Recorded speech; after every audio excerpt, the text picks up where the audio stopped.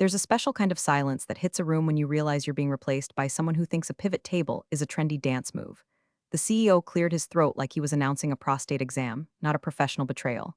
I'd barely sat down when he gestured toward a kid in a wrinkle-free suit and gelled hair so shiny it could blind satellites. Jessica, this is Ryan, my nephew. He just finished his MBA. The kid stuck out his hand like he expected a trophy. I'm excited to learn from you. Big fan of? Spreadsheets, he said like it was a foreign word. The CEO continued, he's going to shadow you. Learn the ropes. He needs someone sharp to help him grow into a leadership role, which, translated from executive to human, meant babysit this smug larva while he ruins everything I've spent 15 years building. But I smiled, nodded, and said, of course, happy to help, because women like me don't roll our eyes in boardrooms, we weaponize patience. If you're still listening, bless your suspicious little heart. Only 10% of folks actually subscribe to hear the rest of these glorious train wrecks. So if you're enjoying the ride, hit that subscribe button and toss us a like. It keeps the team fueled with coffee and spite.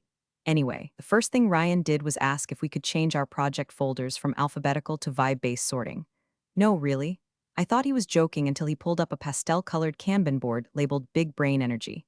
He'd color-coded projects by cool factor. He put the flagship client under me because, and I quote, they don't use Instagram. But I bit my tongue, because this wasn't my first rodeo. I'd seen worse. Midlife crisis consultants who thought synergy meant wearing matching hoodies. I figured I could mold him, teach him enough real strategy that he wouldn't light the company on fire trying to reinvent PowerPoint. Maybe even turn him into a half-decent executive. And selfishly, I thought maybe, just maybe, mentoring the CEO's golden boy would secure my seat at the table for the long haul. So I gave him the good chair in client meetings, let him stumble through intros while I subtly course-corrected with a well-timed nod or follow-up. When he forgot to prepare the Q3 revenue forecast for $1 million proposal, I stayed up till midnight fixing it. No credit, no mention. Just a line at the bottom, compiled by R. Dorsey. People warned me. You're making yourself obsolete, a colleague whispered over coffee one morning, eyeing Ryan's name popping up on more email threads. If he's the future. Or does that leave you? But I brushed it off. He reflects on me, I said. If he rises, so do I.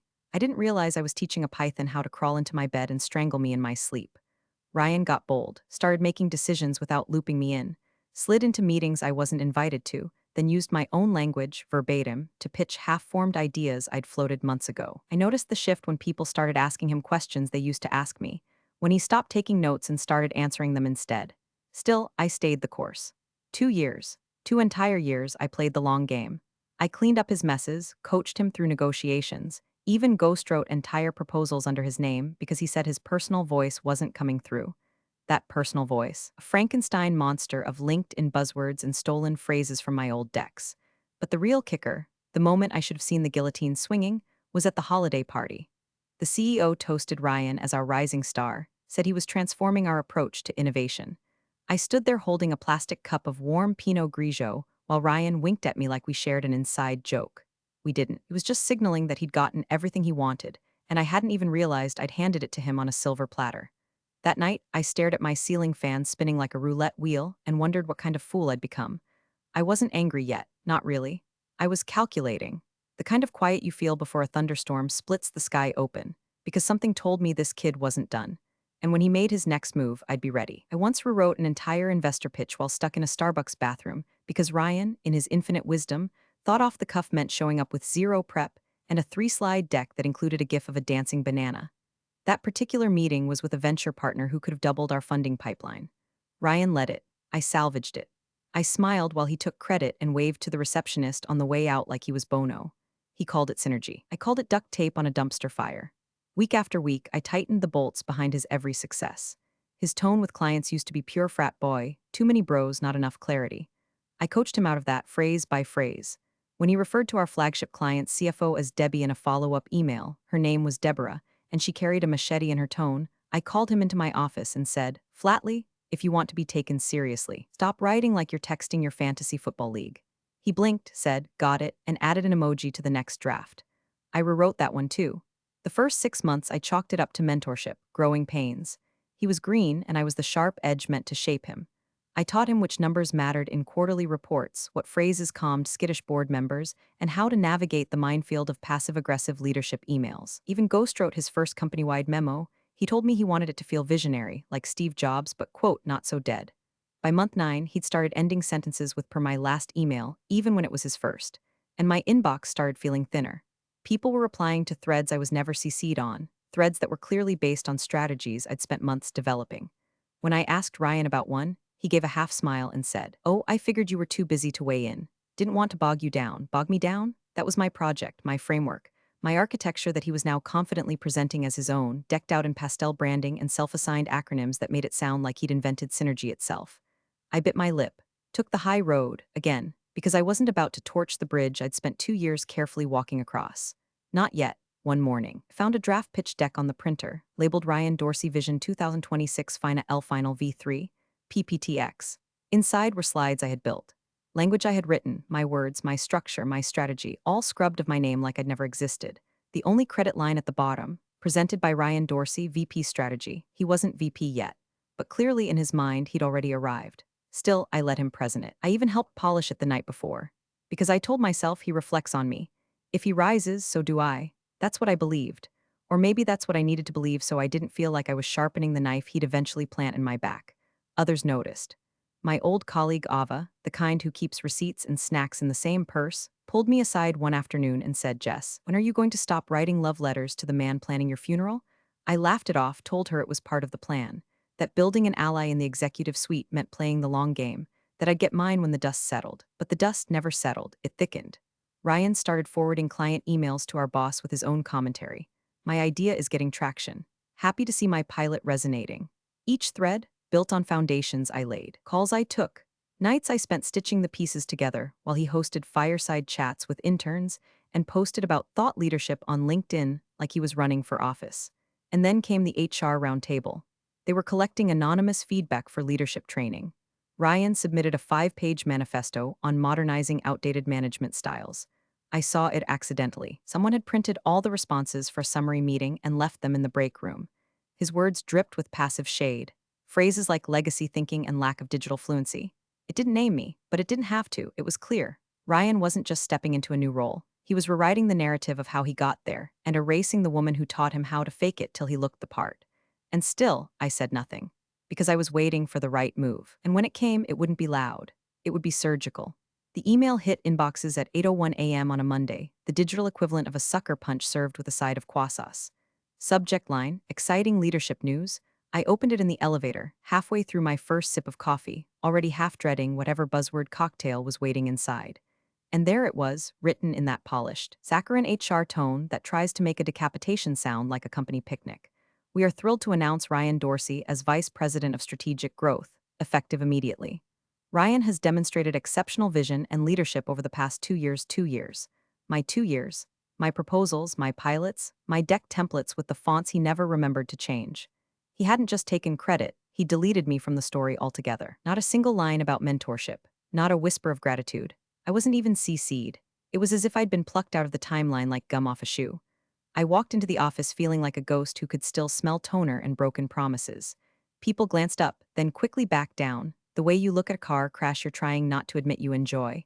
Some offered awkward congratulations, as if I'd been promoted too. Others just gave me those tight-lipped corporate smiles, the kind that say glad it's not me. By 9:30, Ryan's assistant pinged me. He'd like to meet.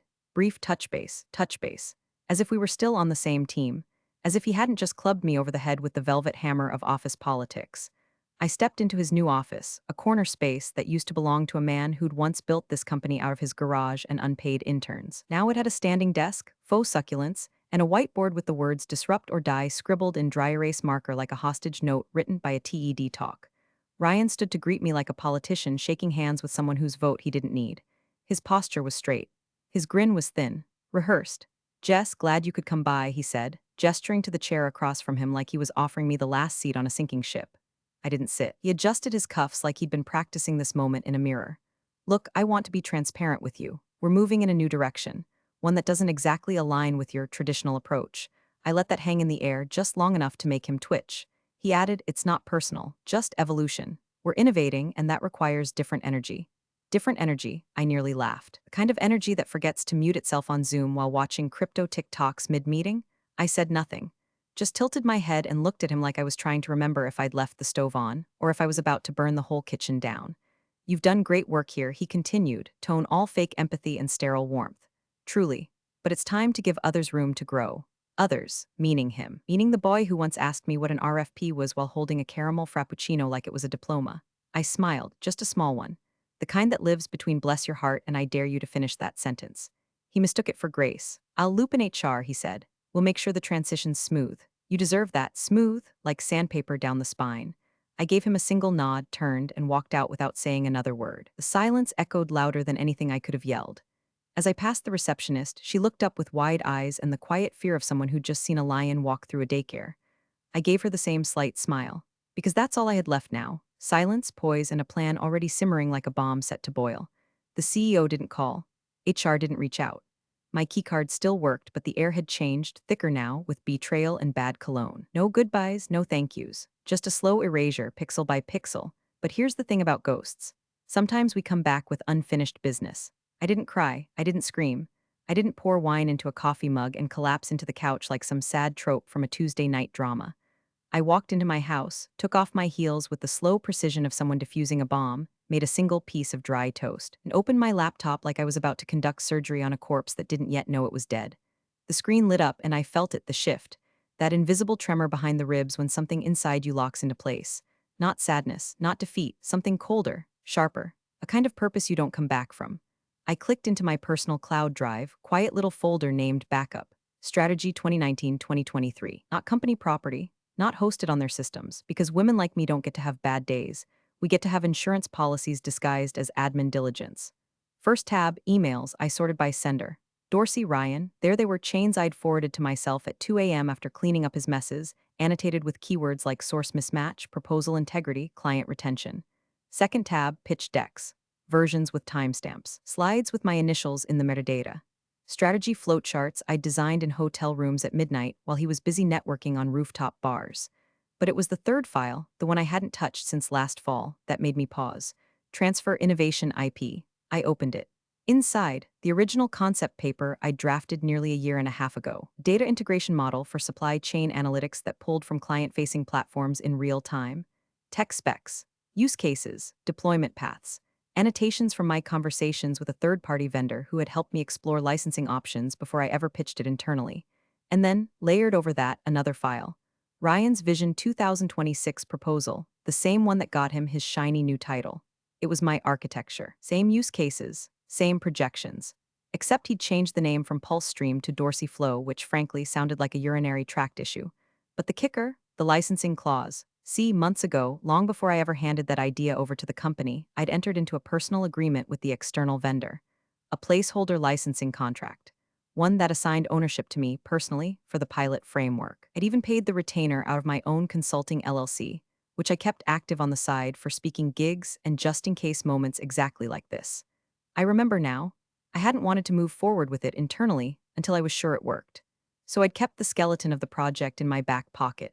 When Ryan begged for something disruptive to present during last quarter's Innovation Summit, I'd handed him the concept like a loaded weapon. I hadn't expected him to fire it directly at my job, but he hadn't read the footnotes, hadn't checked the contract terms, didn't know the vendor required explicit written release for public-facing deployments, and he definitely hadn't realized that in pitching it without vetting the source, he'd breached half a dozen internal protocols and at least one active NDA. I leaned back, let out a slow breath, and let the rage settle into my bones like sediment. I wasn't hurt anymore. I was building a case file. I spent the next 5 hours cataloging, comparing, highlighting every instance where my original language had been copy-pasted into Ryan's version. I ran it through a plagiarism scanner just for fun, 92% match. His title page had different fonts, that was about it. At 1:34 a.m. I wrote a memo, addressed to no one, just titled Ownership Summary. It laid out the timeline. Attached screenshots, licensing docs, email confirmations, metadata trails, everything. I didn't send it, not yet. I just saved it to a flash drive, then another.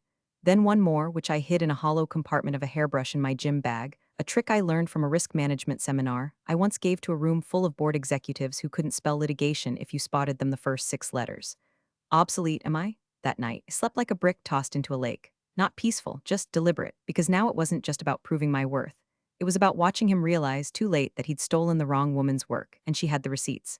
The summons came through Outlook, of course. No courtesy call, no hallway heads up, just a sterile little calendar invite titled Strategic Transition HR Conference Room B. 30 minutes, no agenda. RSVP requested. The kind of invite that smells like a firing and tastes like a knife wrapped in corporate jargon. I accepted with one click, didn't need to ask questions. I already knew what flavor of betrayal I was about to be served. I dressed sharp that morning, not flashy, just precise.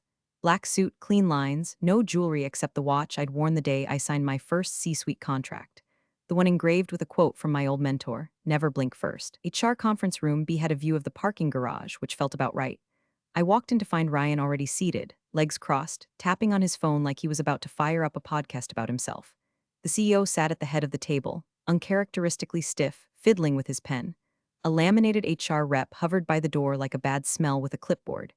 Jessica, the CEO said, offering a nod that didn't reach his eyes. Thanks for coming. Ryan chimed in with his trademark artificial warmth. Hey Jess, he said like this was brunch and not a beheading. Appreciate you making the time. I sat, crossed my legs slowly. Looked Ryan in the eye and waited for the performance to begin. He cleared his throat. We've been evaluating the current structure and moving forward, we believe the organization needs to evolve. Your contributions have been foundational, but we're streamlining, reallocating resources toward a more agile model. Agile, that word again. I'd heard it used to justify firings, budget cuts, hiring his girlfriend, even canceling the company holiday party once. Agile, the corporate version of it's not you, it's me. Ryan exhaled like he was about to drop something profound. We appreciate your service, but it's time for us to embrace forward momentum without the legacy infrastructure. Legacy infrastructure. I smiled. Not the kind of smile you give someone you like. The kind you give before you pull a lever and drop the floor out from under their feet. I reached into my bag and pulled out a plain black folder. No labels, no fluff, just thick cardstock and sharp edges. I slid it across the table to the CEO, slow and silent like I was dealing tarot cards to a man who didn't know he was already dead. This is for you, I said, meeting his gaze. Read it whenever you stop laughing. He blinked. Excuse me, you heard me. Ryan rolled his eyes and let out a smug little snort. Jess, come on, this isn't necessary. Let's keep things professional. I stood up, smoothed the front of my blazer, tapped once on the folder with my finger. That's professional, I said. What you're doing, that's reckless. The CEO looked down at the folder like it might explode. What is this? You'll see, I said, voice calm, razor flat. You'll see everything. And with that, I turned and walked out. No handshake, no tears, no it's been a pleasure. Just heels clicking across cheap laminate flooring, echoing down the hallway like a gavel striking wood. Outside the conference room, the office was quiet. Too quiet. Word had gotten around. I could feel eyes watching from behind cracked doorways and half-drawn blinds, the way people watch a building right before it collapses. No one said anything, but they didn't need to. The silence told me everything they expected me to break. To cry, to beg, but I don't beg, I prepare. I left the building like I owned it, because in a way I still did. My prints were on every system, my frameworks in every file. And the man they'd just anointed had no idea he'd been handed a crown built on stolen bricks, bricks I could yank out any time I wanted. In the parking lot, I paused by my car, looked back at the glass tower where I'd spent 15 years building, mentoring, fixing, and I smiled again, because now the countdown had started. And when the CEO opened that folder, he wouldn't just see my side of the story. He'd see the fuse, and it was already lit. The CEO didn't open the folder right away. At first, he just sat there, blinking at it like it had grown teeth. Ryan chuckled nervously and said something like, she's just trying to make a scene. Classic legacy playbook stuff. But his voice cracked a little at the end. He was trying to act like the alpha in the room, but his knee was bouncing under the table like a kid who just realized he filled in the wrong bubbles on the SAT. The HR rep, sensing tension that could ruin her lunch break, excused herself with the grace of a houseplant backing out of a murder scene. The door clicked shut, and the CEO finally slid the folder toward him. No words, just that quiet shift in energy that says something's coming. He flipped it open. First page, a printed timeline, tidy, color-coded, sourced. Jessica's original proposal, pulse stream, data-driven forecasting for dynamic supply chains. Dated, watermarked, authored under her personal LLC, not the company's letterhead. He turned the page, more documentation. Side-by-side comparisons of Jessica's strategy deck and Ryan's Vision 2026 presentation. Identical phrasing, identical structure. Charts mirrored right down to the spelling error on slide 6 that Jessica had left in the draft as a placeholder. Next tab, the licensing agreement. That's when his brow creased. The document was signed nearly a year ago. Jessica's name, the vendor's signature. Terms that assigned intellectual property ownership of the pilot framework directly to Jessica's LLC unless formally transferred, something that had never happened. He flipped again. Ryan's version. Same model, rebranded as Dorsey Flow, with a splash page that used the same image Jessica had pulled from Getty, watermark cropped, but still faintly visible if you looked hard enough. Then the contract excerpts, highlighted clauses Ryan never read. Confidentiality agreements, deployment restrictions, explicit requirements for external release, none of which Ryan had complied with. And then came the kicker. An email chain between Jessica and the vendor, dated 3 weeks prior, confirming that the licensing had not been transferred and any public presentation of the product was in direct violation of their agreement. The CEO exhaled slowly, leaned back in his chair, and tapped the folder with the back of his pen. His face didn't shift much, but the lines around his mouth hardened. Not surprise, not anger, something worse, recognition. He'd seen this kind of mess before, just never in his own house. From across the table, Ryan laughed again, weak, high-pitched. Come on, you're not taking that seriously, right? It's just a pile of PDFs. She's trying to cover her. The CEO held up a hand, not aggressively, just firmly, like you gesture to a dog before it peed on the rug. Ryan, he said quietly, go back to your office. I need a moment. Ryan hesitated, jaw working. With respect, I now, and just like that, the energy flipped. Ryan left, muttering something under his breath that sounded suspiciously like boomer paranoia. The CEO waited until the door closed again, then picked up his desk phone and pressed a single button. Hey, he said after a pause, it's me. We have a situation. He stood and turned toward the window while legal picked up. Yeah, I'm holding a licensing agreement in my hand that predates Ryan's promotion by a year. No, it's not ours, it's Jessica's. No, she didn't sign it over. And yes, we used it, publicly. He listened, nodded once. Tell me exactly what that exposes us to. Another pause, understood, start drafting the statement, and call our external counsel. Today, he hung up and stared out over the parking lot, arms crossed, one knuckle tapping the folder like a metronome, counting down to impact. Because this wasn't just plagiarism. This was a liability event. The kind that sends ripples through investor calls and quarterly earnings and board evaluations. The kind that gets people fired.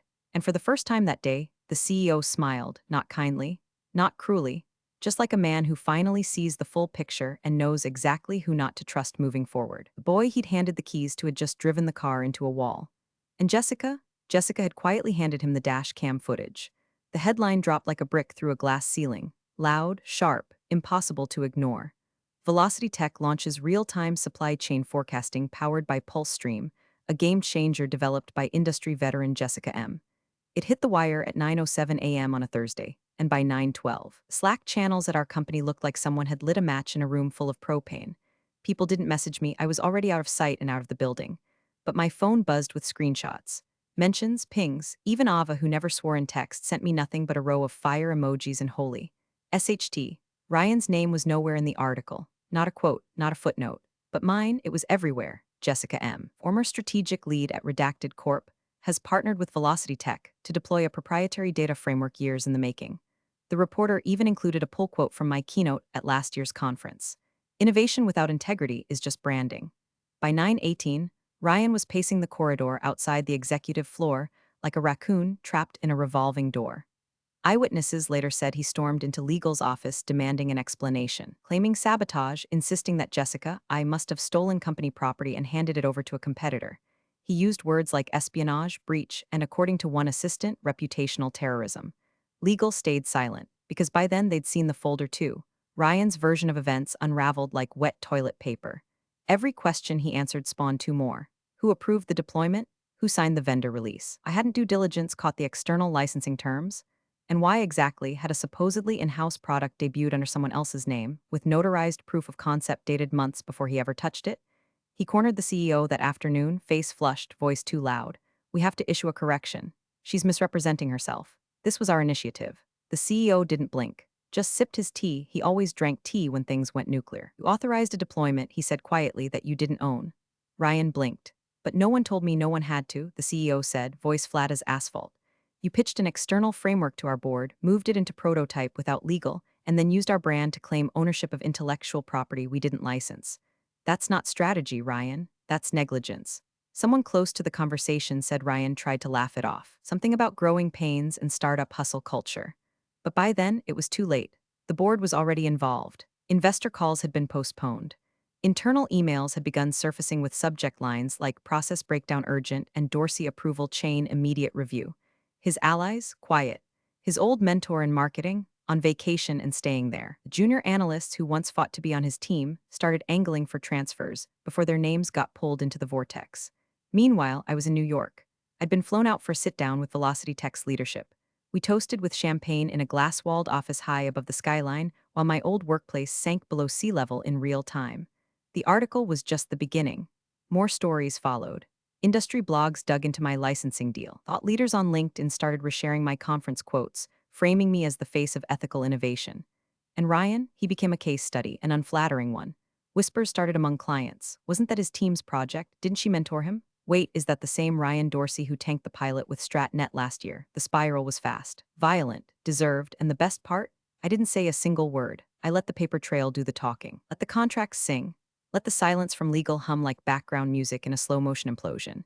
Because while Ryan was busy printing his name on my ideas, I was busy printing business cards with mine. And by the time he realized he'd stolen a house built on sand, I'd already bought the beachfront next door. The board hadn't called me yet, but they would. They always do when the golden boy melts. They moved him to the cubicle by the printer. Not a metaphor, not an exaggeration. The same Ryan who once called himself an executive thought architect during a brown bag lunch was now wedged between a humming Xerox machine and the guy from IT who spoke only in acronyms. His new title? Project Integration Liaison, which, translated from corporate to English, meant sit here, smile politely, and touch absolutely nothing. They didn't fire him. No, that would have been too easy. They left him hanging, stripped of authority, removed from client meetings, frozen out of strategy decks. His calendar dried up. His inbox slowed to a trickle of calendar reminders and unsubscribed confirmations. The only people who approached him were confused interns asking where the bathroom was. Coworkers stopped making eye contact in the break room. You could feel the energy shift when he entered, like someone just farted in an elevator. A few still said hey, Ryan in passing, but it sounded more like pity than respect. Even the HR manager who once defended his creative leadership style had started referring to his corner office era in the past tense.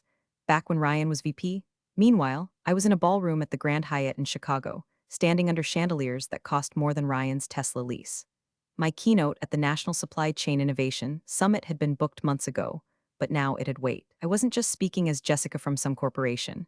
I was Jessica M., the architect behind Pulsestream, the woman whose name now carried a ripple effect across 5 industries and 3 boardrooms. When I walked on stage, the applause felt different. Not polite, not obligatory. It was the kind of applause you get when people know. When they've read the headlines and put the puzzle pieces together on their own. I opened with a line I hadn't planned. Sometimes the best ideas get ignored until someone else tries to steal them. That got a laugh, a real one. I talked about ethical innovation, ownership, and what it means to mentor from beneath while someone else gets lifted on your shoulders. I never said Ryan's name. I didn't need to. Every person in that room knew a Ryan. Some of them were Ryans, they just hadn't been caught yet. By the end, I got a standing ovation. Someone from Fast Company came up after and asked if I'd be open to an op-ed. I said maybe, depending on the deadline. My new employer had already suggested I limit public press until after the rollout, but they'd also offered me an equity stake. So, trade-offs. Back at my old company, things shifted in quieter ways. The CEO sent a company-wide memo. No fanfare, no finger-pointing. Just a new policy. All mentorship contributions would now be formally documented in performance reviews. Attribution would be required on collaborative projects. IP transfer protocols would be reviewed quarterly. The subtext wasn't subtle. Everyone understood what had happened, even if it wasn't spelled out. One line stood out in particular. We owe it to our mentors to honor their work before someone else claims it. The irony. Ryan was CC'd on that email. I wasn't, but I didn't need to be. I already knew. A week later, the CEO requested a private meeting with Ryan. Vague calendar title again, Executive Path Alignment. But this time, it wasn't just the two of them. A third name appeared on the invite. Mine. No last name, no company affiliation, just Jessica External Partner.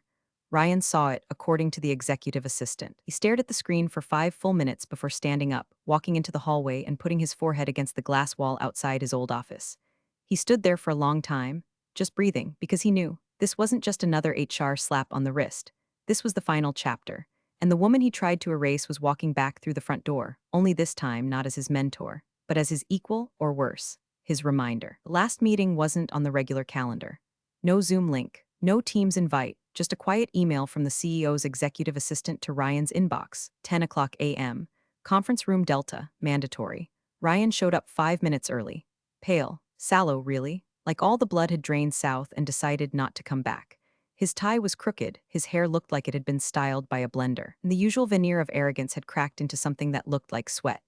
Inside conference room Delta, the lights were dimmed low, strategically or accidentally. No one ever confirmed, and the blinds were drawn. A pitcher of untouched water sat in the middle of the table like a stage prop in a corporate morality play. The CEO was already seated, alone. Ryan offered a weak smile. Morning. The CEO nodded once, not looking up from a thick printout on the table in front of him.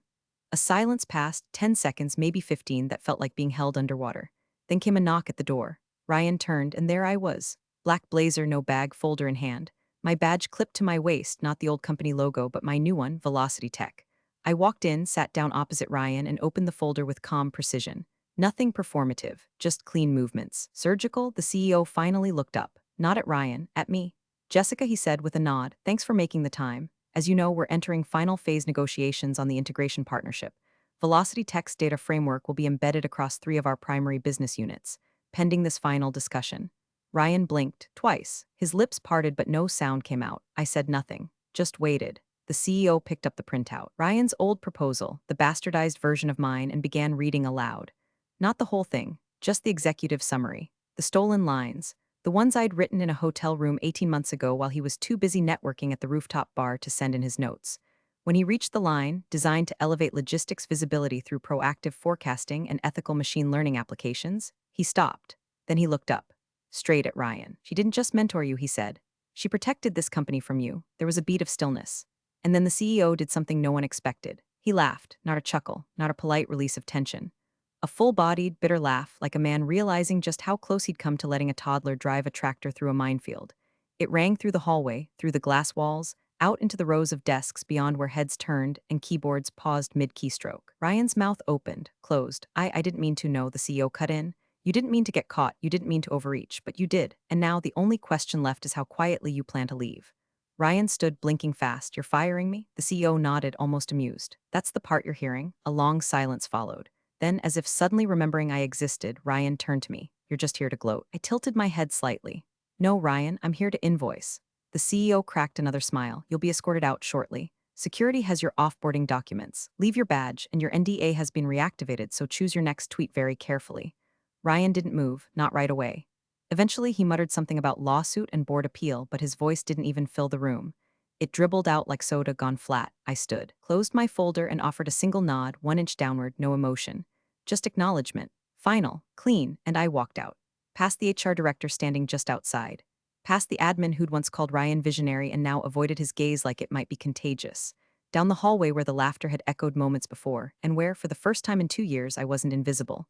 I didn't need a parade, or confetti, or even applause. Because I'd already won. Not with revenge, with record. Ryan had tried to rewrite history, but I owned the footnotes, and now, he doesn't even get a mention in the next chapter. Thanks for watching, you cubicle warriors. Hit that subscribe button. Unless you're my old boss, then you're on your own. Revenge of the coffee pot strikes again.